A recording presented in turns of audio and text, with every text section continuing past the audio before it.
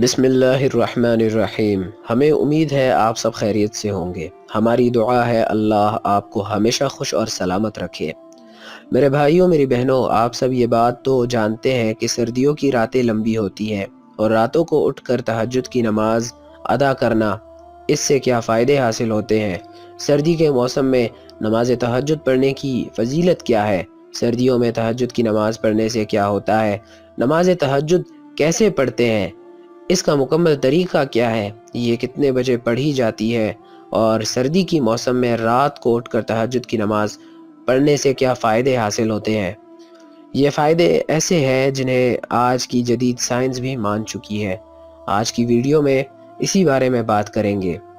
رسول اللہ صلی اللہ علیہ وسلم نے فرمایا کہ اللہ ایسے انسان پر رحم کرتا ہے جو آدھی رات کو اٹھ کر تہجد کی نماز پڑھتا ہے اور اپنی شریک حیات یعنی بیوی کو بھی جگاتا ہے تاکہ وہ بھی نماز پڑھے۔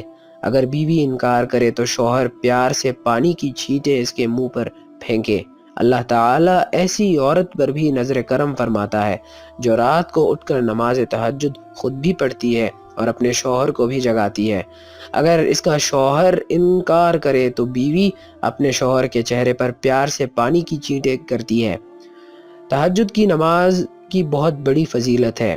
اس کی فضیلت ہمیں اس حدیث سے ثابت ہوتی ہے۔ آپ صلی اللہ علیہ وسلم نے فرمایا کہ جنت میں ایسے شفاف کمرے ہیں جہاں اندر سے باہر کا سب کچھ نظر آتا ہے اور باہر سے اندر کا نظر آتا ہے۔ اللہ تعالیٰ نے یہ ایسے لوگوں کے لیے تیار فرمائے ہیں جو نرم انداز میں بات چیت کرتے ہیں۔ یہ لوگ اکثر روزے رکھتے ہیں اور غریبوں کو کھانا بھی کھلاتے ہیں، اور جب لوگ سو رہے ہوتے ہیں تو یہ راتوں کو اٹھ کر نماز تہجد ادا کرتے ہیں۔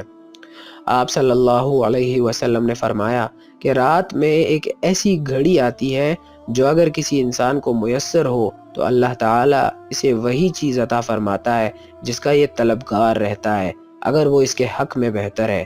یہ گھڑی ہر رات میں ہوتی ہے۔ میرے بھائیوں، میری بہنوں، نماز تہجد اصل میں دعا کی قبولیت کا وقت ہے، اور اس وقت میں جو بھی مانگا جائے دنیا کے حوالے سے یا اخروی لحاظ سے وہ ضرور ملے گا۔ احادیث مبارکہ اور قرآنی آیات سے یہ پتہ چلتا ہے کہ نماز تہجد نفلی عبادت ہے، اور یہ عبادت باقی تمام نفلی عبادات میں سے افضل عبادت ہے۔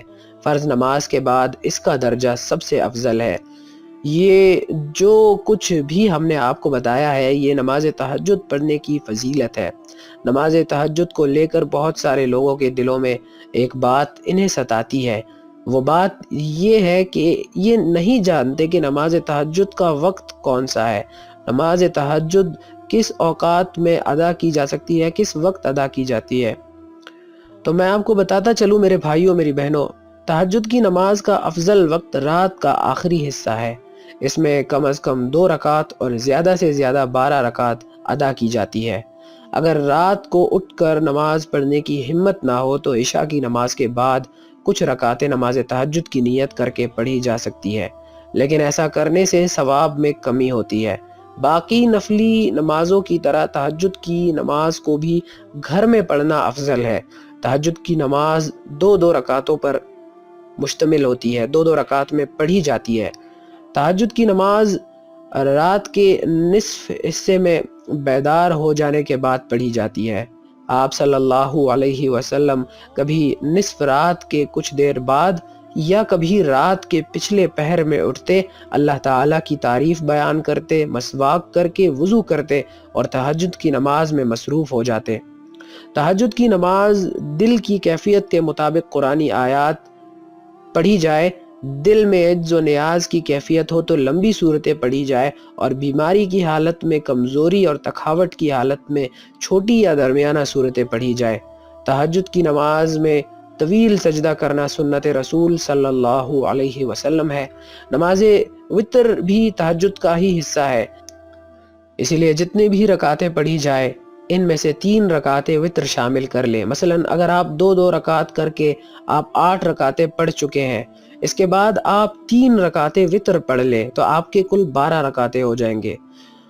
نماز تہجد کے وہ فائدے جو آج کی جدید سائنس بھی مان چکی ہے۔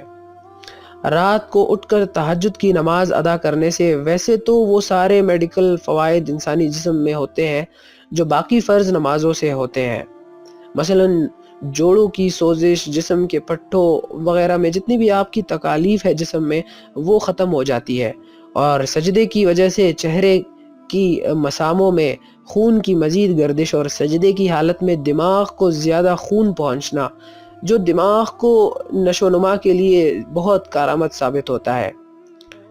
آپ صلی اللہ علیہ وسلم نے فرمایا، تہجد کے وقت اٹھ کر نماز پڑھنے کی عادت بنا لو، کیونکہ تم سے پہلے جو قومیں تھی، جو سالے لوگ تھے، وہ یہ ان کی عادت تھی، یہ تمہیں اللہ کے قریب کرتی ہیں، تمہارے گناہوں کو ختم کرتی ہے، تمہارے گناہوں کا کفارہ ہے، تمہارے جسم کی بیماریوں کو ختم کرتی ہے۔ میرے بھائیوں، میرے بہنوں، صحابی رسول صلی اللہ علیہ وسلم حضرت سلمان فارسی رضی اللہ عنہ، ان کا اس حدیث پر خود اتنا عمل تھا کہ انہوں نے بہت لمبی عمر پائی، بعض روایات کے مطابق 150 سال اور بعض روایات کے مطابق 250 سال۔ تو بھائیوں بہنوں، رات میں جلدی سونے کی عادت بنا لینا اور پھر صبح جلدی اٹھنے کی عادت بنا لینا انسان کو 3 فائدے دیتی ہے۔ انسان صحت مند رہتا ہے، انسان ذہین رہتا ہے، اور مال و دولت میں اضافہ ہوتا ہے، مال و دولت میں برکت ہوتا ہے۔